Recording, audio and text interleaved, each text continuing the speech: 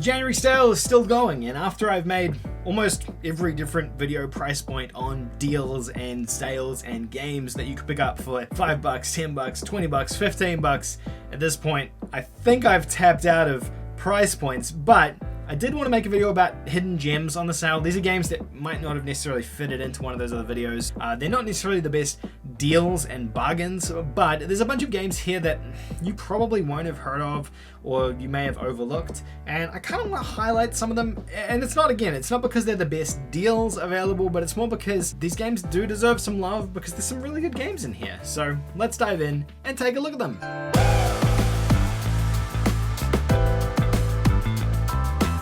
Hey folks, if you're a new viewer of the channel, please consider hitting that subscribe button down below. I make new videos about PlayStation every single day on the channel, so hit the subscribe button so you can stay up to date. Today's video is about hidden gems on the PlayStation Store January sale. There are some massive deals in this sale, and there's some terrible deals in the sale as well, but there are some great games amongst all of that. There's hundreds of things on discount here, but I want to highlight 10 games that I think are worth mentioning and worth sort of pointing out because they're probably things you haven't heard of before. Now, the first one I want to talk about is Nexomon Extinction, and I did include this in another video. Nexomon is essentially a Pokemon clone.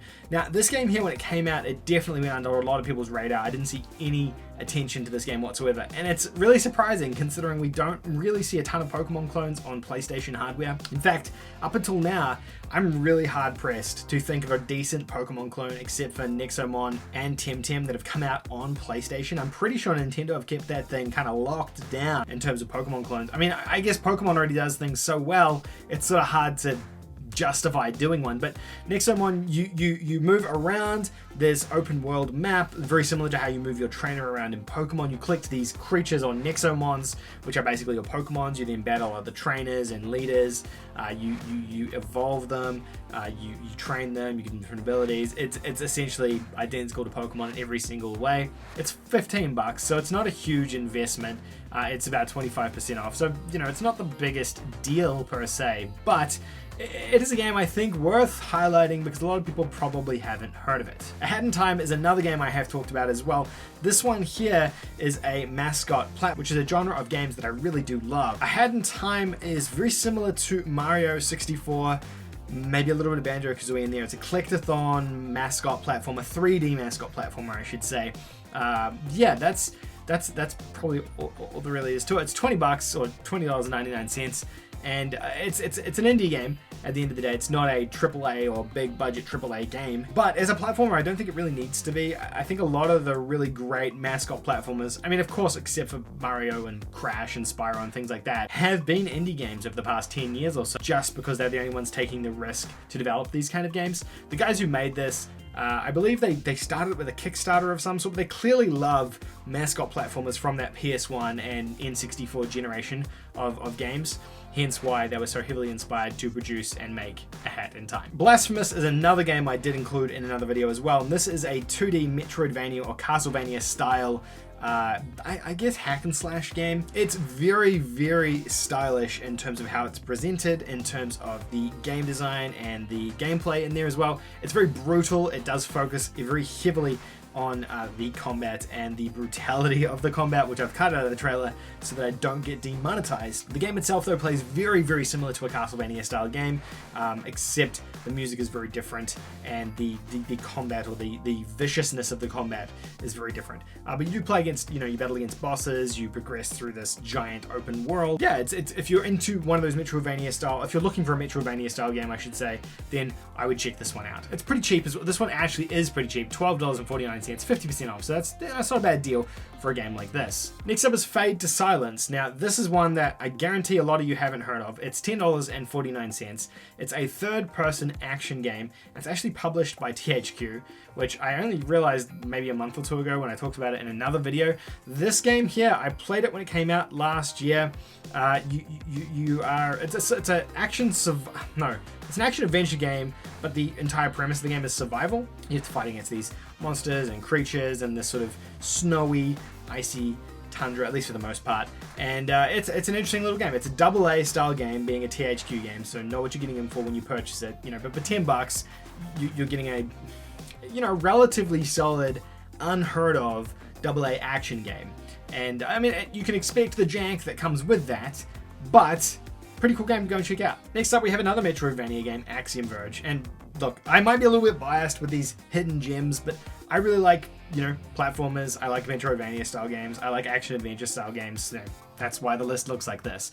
Axiom Verge is one of the best examples of a Metroidvania style game or a Castlevania style game that exists on the PlayStation as a clone of that franchise, except for maybe Bloodstained, but that's because it's developed by the actual developers of Castlevania. Axiom Verge was developed by one man. Everything in this game, from the programming, the art, he did everything, and it's actually a really incredible game.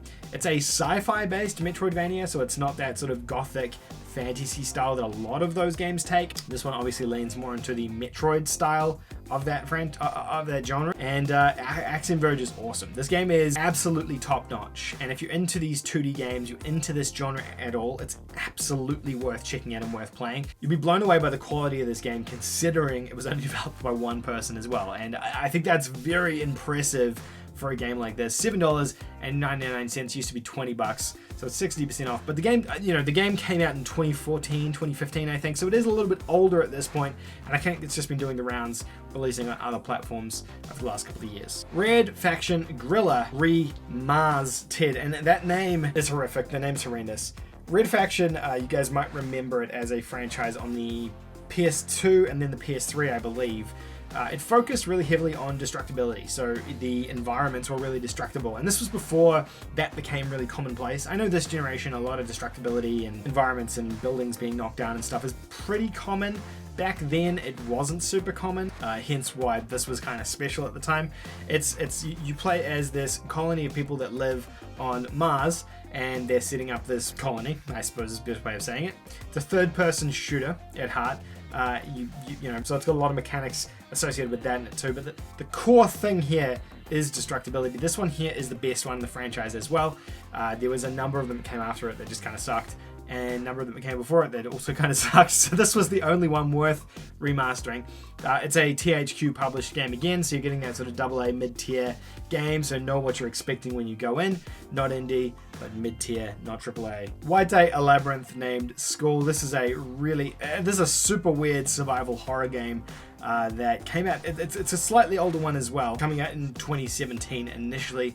Very creepy Korean horror game. I find that these Eastern horror games are so much creepier than Western horror games for some reason. I don't know why. It taps into some weird vibes from like the Grudge. It reminds me a little bit of Siren, if you guys remember that franchise on the PlayStation 2, which was another sort of survival horror style game. Very narrative driven horror game here. If you're after something spooky to play at the moment, check this one out. It's also only $4.49, so it's super cheap. It's 85% off, so it used to be $30. So that's a pretty good deal as well. Next up, we have Immortals Unchained. This is a Dark Souls clone, but it's also a third-person shooter, so it's doing stuff quite differently to what a traditional Dark Souls game is. More sci-fi based. It is a third-person shooter, but it's also Dark Souls. You lock onto your targets, you have to dodge, they take a lot of punishment. Weird concept for a game here, but again, hidden gems. This is a AA style game. Again, not an indie game, AA, remember. I think this is a Focus Home interactive game. I can't remember off the top of my head right now. $14.99, 50% off on the PlayStation Store. Extinction. Now this is pretty much like the anime Attack on Titan. It's essentially an Attack on Titan clone. It's $4.49, 85% off. Now this is developed by Modus Games. They work on a lot of those mid-tier AA style games as well. Normally there's more jank in their games, I would say, compared to maybe a THQ game. So there are different degrees of these games. I think THQ kind of sits up here, Focus Home kind of sits in here, Modus kind of sits down below. Gives you a bit of an idea. Maybe we'll call it an A-style game, if that makes any sense. Extinction, you play as this guy. He uses his wing thing to jump and attack these giant ogres and attack them. Very much Attack on Titan. If you even played the Attack on Titan game by Koei Tecmo, this is that game as well. So they kind of copied that too. These open world environments, you gotta take down these dudes. It's actually not too bad. Pretty fun little mindless game that you can play if you're looking for something kind of straightforward and simple, not too complicated to get your head around. Check this one out. It's pretty cheap, and you haven't got too much to lose with it. The last game on the list is Star Wars Rogue Squadrons. This is probably the most well-known game on this list. Not really a hidden gem per se, but it came out and no one really talked about it or played it. I think it came out at the same time as Crash and a couple of other games this year, so it probably just went under a lot of people's radars, to be honest. It's $23.99, so it's come down significantly, about 40% off. It only launched 2 months ago, so getting discounted this quickly, I mean, it's probably a bad sign for the publisher because it means the game didn't sell very well.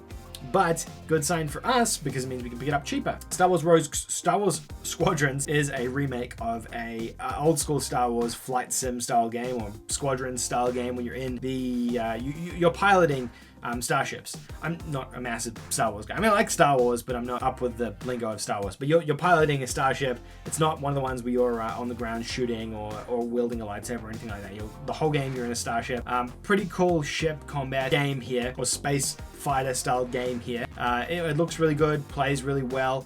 And sadly, it just didn't get the love it probably deserved. I don't know, maybe not as many people are into these kind of it's not really semi-arcade space shooter style games in the Star Wars franchise. They're wanting more the lightsaber type stuff or Battlefront stuff, perhaps.